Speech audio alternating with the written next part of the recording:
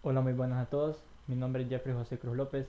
Soy estudiante de la Universidad Nacional Autónoma de Honduras y este es un video para la clase de electricidad y magnetismo 2 con código FS415. El catedrático que imparte mi sección es el doctor Brian Larios. Y el día de hoy les traeré un video sobre lo que son las ecuaciones de Maxwell y resolveremos un pequeño ejercicio. Entonces procederemos a ver el ejercicio. El ejercicio es el ejercicio número 21.1 de nuestro libro de texto. El libro de texto que nosotros utilizamos es el Bagnes. Entonces el ejercicio nos dice, un capacitor de placas paralelas consiste de dos placas circulares de área S, con un vacío entre ellas. Se conecta a una batería de fe constante, se hace oscilar entonces las placas lentamente de modo de que sigan siendo paralelas, pero la separación D, que esta es la separación entre las placas del capacitor, cambian según la siguiente función, que sería que la distancia D va a ser igual a D sub 0 más D sub 1 seno de omega t. Entonces nos dicen encontrar el campo magnético H que se produce entre las placas por la corriente de desplazamiento.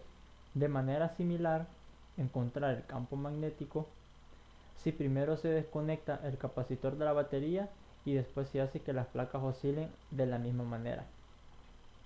Entonces, para entender un poco mejor el ejercicio, les voy a presentar una manera gráfica de lo que nos está pidiendo el ejercicio y sería el siguiente. Dicen que hay dos placas que son paralelas y que tienen un área de valor S y nos dicen que están separadas a una distancia D, que esta distancia D cuando comience a oscilar va a pasar a ser esta función que sería D es igual a D sub 0 más D 1 seno de omega t, y nos dicen que están conectadas ambas placas a una FEM constante que lo podríamos representar como esta fuente que nos dicen que es una batería. Entonces lo que nos pide el ejercicio es encontrar el campo magnético que se produce en esta zona de aquí. El campo magnético que se en esta zona nos piden que calculemos el campo magnético H, que el campo magnético H no es nada más que el campo magnético B multiplicado por la constante de permeabilidad. Entonces, nos dicen de que estamos trabajando en el vacío y eso es algo muy importante porque sabemos que no hay materia en esta parte de aquí y la única corriente que puede pasar por este medio es a la corriente que le llamamos la corriente de desplazamiento, que es la corriente que viene a arreglar la ecuación de la ley integral de Ampere, y por eso la cuarta ecuación le llamamos la ecuación de Ampere-Maxwell. Entonces, al saber que solo puede pasar una corriente de desplazamiento por esta zona, eh, es importante saber cuáles son las ecuaciones de Maxwell en las cuales nos vamos a regir. Las cuatro ecuaciones principales de Maxwell son las siguientes. Estas cuatro ecuaciones son las que nos rigen el comportamiento del campo eléctrico y del campo magnético.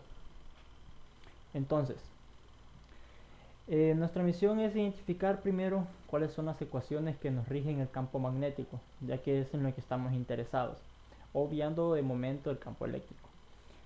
Las ecuaciones que nos rigen el campo magnético son las siguientes. La segunda, que nos dice que la divergencia del campo magnético, esto es igual a cero. Esto lo que nos dice prácticamente es que no existen monopolos magnéticos.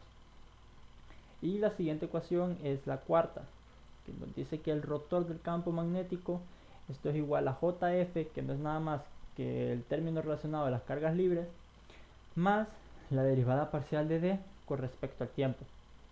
Este término de aquí es el término que nos mencionan y que ya les había mencionado sobre eh, la corriente de desplazamiento.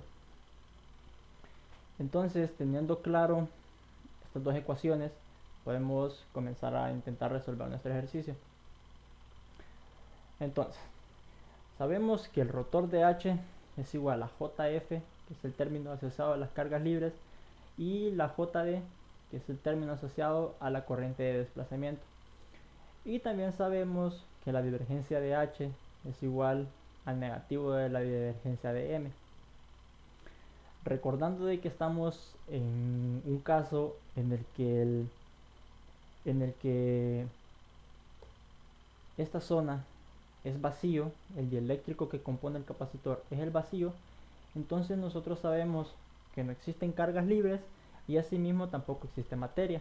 Entonces, lo que es el término JF y la divergencia de M, estos términos se nos vuelven cero por la ausencia de materia, que es lo que tenemos planteado en esta zona de aquí. Entonces, lo primero que tenemos que hacer para poder calcular el campo, lo único que nos queda es que el rotor de H es igual a la corriente de desplazamiento.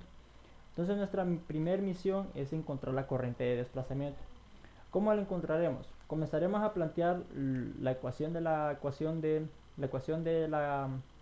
de desplazamiento, y partiendo de ahí iremos deduciéndola hasta la manera más elemental que tiene, y una vez calculando su valor más elemental lo iremos haciendo una sustitución en inversa para poder calcular la corriente de desplazamiento. Entonces, por definición, nosotros sabemos que la corriente de desplazamiento es igual a este término que tenemos acá, que es la derivada parcial de D con respecto al tiempo, que es este término que nos da la ecuación de Maxwell. Una vez teniendo claro esto, nosotros tenemos que saber que D. D no es nada más que una manera sencilla y abreviada de decir que es epsilon sub 0 multiplicado por el campo eléctrico más P, que P no es nada más que un valor asociado a la densidad volumétrica, pero como estamos trabajando en el vacío y no hay materia, entonces P se comporta como 0.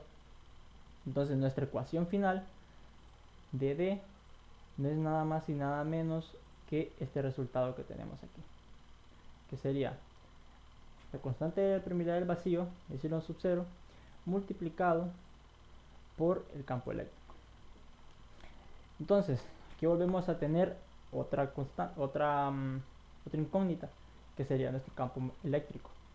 Entonces, para calcular el campo eléctrico entre las placas del capacitor, nosotros sabemos que el campo eléctrico entre las placas de un capacitor es el siguiente, que sería E, que es el campo eléctrico, es igual a la carga sobre epsilon sub 0 multiplicado por el área.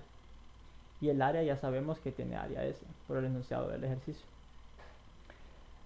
Pero antes de comenzar a intentar resolver el campo, este campo lo tenemos que reducir a algo más elemental. Lo podemos reducir utilizando estas tres propiedades que tenemos aquí, que sería que el flujo, que la diferencia del flujo es igual a la F, o sea, el valor de la fuente, que la capacitancia es igual a la carga sobre la diferencia del flujo, y que C, que es la capacitancia, es igual a epsilon sub 0 por el área sobre la distancia que hay entre las placas. Entonces, sustituyendo primero la Q, obtenemos lo siguiente. Si despejamos para la Q en esta segunda ecuación que tenemos aquí arriba, tendríamos que la diferencia del potencial por la capacitancia es igual a Q, y la sustituimos en esta parte de aquí, ya lo tenemos. Entonces nos queda la capacitancia por el delta de potencial sobre epsilon sub 0 por el área. Y de la misma manera vamos a comenzar a sustituir la diferencia de potencial, que la diferencia del potencial ya dijimos que era el valor de la fuente, que es la F. Entonces, una vez sustituido este valor, nos queda esto de aquí. Y por último, para intentar reducir más términos, lo que tendríamos que sustituir es la capacitancia, que es la tercera ecuación que tenemos aquí. Y una vez sustituyéndola, nos queda lo siguiente: epsilon sub 0 multiplicado por el área, que esto también es multiplicado por la F, que es el valor de la fuente, sobre epsilon sub 0 por el área, por la distancia que hay entre las placas. Entonces, como ven, estos términos nos cancelan y el campo nos queda nada más y nada menos que este término que tenemos aquí, que no es más que el campo eléctrico es igual a la FEM, o sea, al valor de la fuente, sobre la distancia. Todo esto en la dirección de Z, ¿verdad? Entonces, una vez teniendo el campo eléctrico, lo sustituimos en D y nosotros sabemos aquí que el campo que D es igual a epsilon sub 0 por E. Entonces, una vez sustituyéndolo, que es esta parte que tenemos aquí, nos queda lo siguiente: epsilon sub 0 multiplicando este valor de aquí, que no es nada más y nada menos que epsilon sub 0 por la FEM sobre la distancia, todo esto en dirección de Z.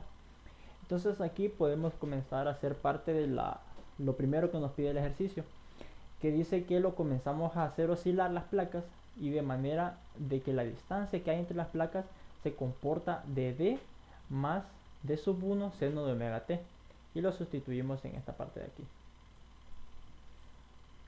Una vez sustituido este valor, ya tenemos el valor completo de D. Entonces solamente nos queda aplicar la fórmula de la corriente desplazada, que sería que es la derivada parcial de D con respecto al tiempo. Entonces metemos D y le aplicamos una derivada parcial con respecto al tiempo, y el valor que nos queda de la corriente libre es este valor que está aquí, la corriente de desplazamiento, perdón. Entonces es este valor que está aquí. Una vez teniendo esta corriente de desplazamiento, ya tenemos resuelta esta ecuación, que sería que el rotor de H es igual a la corriente de desplazamiento. Nosotros sabemos que estas cuatro ecuaciones están representadas en su fórmula diferencial, pero también nosotros podemos pasarlos a su forma integral para poder resolver ciertos ejercicios. Este es el caso. Entonces la cuarta ecuación la pasaremos a su fórmula integral, que su fórmula integral básicamente lo que se hace es apoyarse del teorema de Stokes. Entonces nosotros sabemos que el teorema de Stokes nos relaciona una integral de superficie y una integral de línea. Entonces prácticamente es reescribir nuestra corriente de desplazamiento y nuestro campo magnético. Al resolver estas integrales, al resolver ambos lados de la integral, nos queda el lado de la integral del campo magnético, nos queda que es 2πρ de H en dirección de phi, y esto va a ser igual al primer lado de la integral, que sería la corriente de desplazamiento multiplicado por pi ρ cuadrado. Entonces si sustituimos para el campo magnético en dirección de phi, obtendríamos lo siguiente: que la corriente de desplazamiento es igual a pi por ρ cuadrado sobre 2πρ.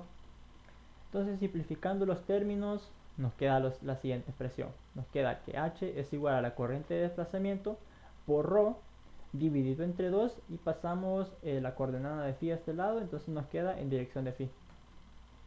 Entonces, una vez teniendo esta parte elemental, lo único que tenemos que hacer es sustituir nuestra corriente de desplazamiento, que es la que habíamos calculado anteriormente, que es este término que tenemos aquí.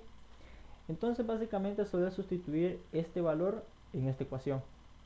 Entonces nos queda lo siguiente: lo que ya teníamos de la ecuación de desplazamiento, de la corriente de desplazamiento, solo multiplicado por este ρ y dividido entre 2. Y este es el campo magnético para nuestra primera situación, cuando tenemos nuestra FEM conectada. Entonces ahora pasaremos al segundo caso. El segundo caso prácticamente lo que nos dice es que tenemos esta FEM y la desconectamos en estas zonas. Entonces veremos qué sucede.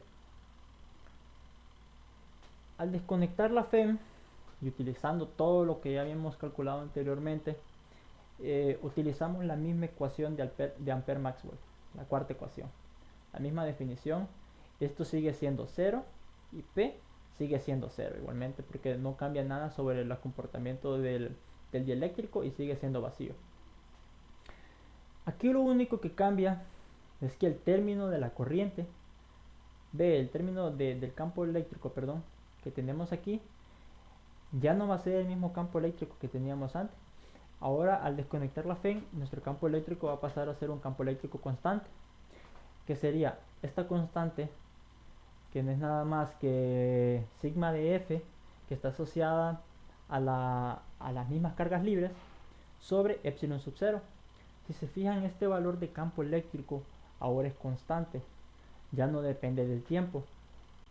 Entonces, al aplicar la propiedad que dice que el rotor de H es igual a la derivada parcial de T, la derivada parcial del campo con respecto al tiempo, este término, al ser constante, la derivada parcial se va a hacer 0. Entonces, prácticamente nos dice que el rotor de X, que el rotor de H, perdón, que es el campo magnético, esto es igual a 0. Y al rotor del campo magnético ser 0, entonces el campo magnético también va a ser 0 por sí solo. Entonces, estas son las dos soluciones a los dos casos que nos dan. Este es el inciso B y este es el inciso A. Entonces, esto sería todo. Un pequeño ejemplo sobre lo que son las aplicaciones de las ecuaciones de Maxwell. Y solamente sería eso. Y gracias.